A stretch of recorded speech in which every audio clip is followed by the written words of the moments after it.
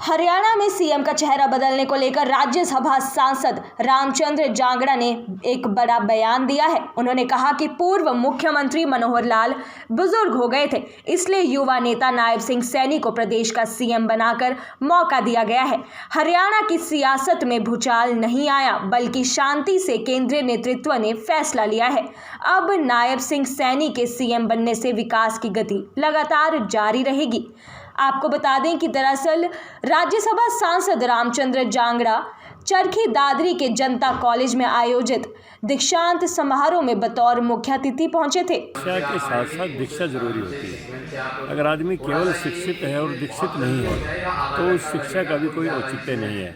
इसलिए हमारे प्राचीन समय से ही इसको दीक्षांत समारोह कहा जाता है, क्योंकि एक शिक्षा के जो केंद्र होते हैं वही देश के असल समृद्धि और सुख के केंद्र होते हैं, उन्हीं से देश आगे बढ़ता है।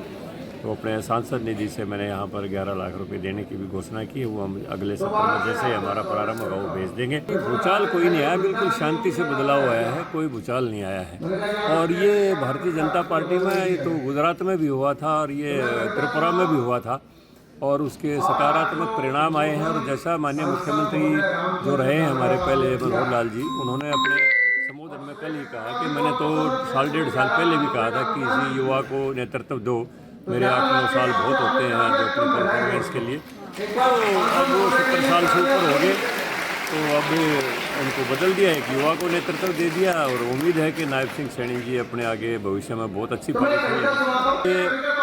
उसको इंडिया कहें, ऑल इंडिया कहें, कुछ भी कहें, उनके पास ना तो नेतृत्व है ना कोई नीति है। आपस में बहुत अंतर्विरोध है आपस में, कभी कोई साथ लग जाता है, कोई अलग हो जाता है। कितनी बार लोग आए, कितनी बार जुड़े, कितनी बार उनसे अलग हो गए। तो नेतृत्व विहीनता के बगैर कोई देश में कोई भाव नहीं मिलता है। इसलिए मैं कहता हूँ इंडिया गठबंधन वगैरह का कोई भविष्य नहीं है। पूरा देश मोदी जी के साथ है। को लेकर जेजेपी के साथ गठबंधन टूटा है।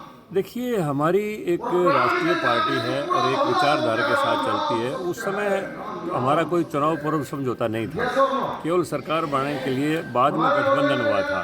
तो चुनाव पूर्व हमारा पहले भी समझौता नहीं था। और चुनाव में आज भी हमने जब चुनाव की पूर्व संध्या पर निर्णय लिया कि हम पहले भी अकेले लड़े थे, आज भी अकेले लड़ेंगे। वो अपना लड़ेंगे, हम अपना लड़ेंगे। जब तक सरकार चलाने का विषय था हमने बहुत अच्छी तरह से गठबंधन से सरकार चलाई है और पूरा उनको मान सम्मान दिया है। आज एक राजनीतिक विचारधारा उनकी अलग है, हमारी अलग है। वो अपनी विचारधारा से लड़े, हम अपनी विचारधारा से लड़ेंगे। लाला जी का कहना है कि मैंने पेंशन बढ़ोतरी की बात कही थी, उसको लेकर ये गठबंधन टूटा है। बीजेपी से पहले बाद में कहने की बातें हैं। पेंशन बढ़ोतरी लगातार की गई है और जिस समय हमारी सरकार आई उस समय 1000 रुपये पेंशन थी और आज 3000 रुपये पेंशन होगी है। उसमें लगातार बढ़ोतरी हुई है और यही वायदा किया था कि हम 3000 पेंशन कर देंगे, ये वायदा था हमारा और आज वो कर दिया गया है। तो ये बाद में किसी आरोप प्रत्यारोप को लगाना ये कोई स्वस्थ परंपरा नहीं है, इसलिए इन बातों से परहेज करना चाहिए। नायब सैनी को मुख्यमंत्री बनाया, क्या ओबीसी वोटों को साधने की कोशिश की गई है? देखिए, ओबीसी पहले से ही प्रधानमंत्री जी की नीतियों के साथ है। पूरे देश में ओबीसी समाज उनके पक्ष में खड़ा है। जहाँ तक बात है नायब सिंह सैनी अच्छे संगठन में एक आम कार्यकर्ता से उन्होंने जीवन शुरू किया और आम कार्यकर्ता से जैसे मोदी जी ने शुरू किया था। तो भारतीय जनता पार्टी में यही विशेषता है कि वो आम कार्यकर्ता को धीरे धीरे उस स्तर तक ले जाती है और उनको मौका मिलता है साधारण परिवार में जन्म लिए लोगों को एक विचारधारा साथ जुड़ के देश को उसी विचारधारा से आगे बढ़ाना। तो नायब सिंह सैनी लाजमी तौर के ऊपर एक अच्छे मुख्यमंत्री सिद्ध होंगे, क्योंकि वो कार्यकर्ता भी हैं और नेता भी हैं। तो उनका जीवन अच्छा रहेगा, उनका समय अच्छा रहेगा, ऐसी मैं कामना करता हूँ।